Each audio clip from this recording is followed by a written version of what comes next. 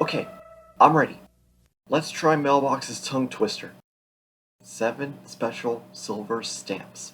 7 special silver stamps. 7 special silver stamps. Alright. 7 special silver stamps. 7 special silver stamps. A clue! A clue? You see a clue? Where? Right there! All I see is this grandfather clock. Oh! The grandfather clock is a clue. We just found another Blue's clue. You know what to do? Let's put this grandfather clock in our handy dandy notebook. Okay.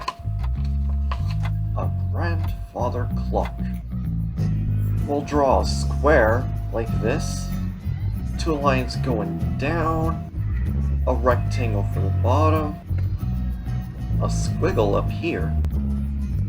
A circle for the face. 2 lines for hands. A long line and a circle. And now we have a grandfather clock.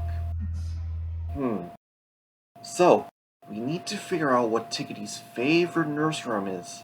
And our first clue was the number 1. And now, our second clue is a grandfather clock.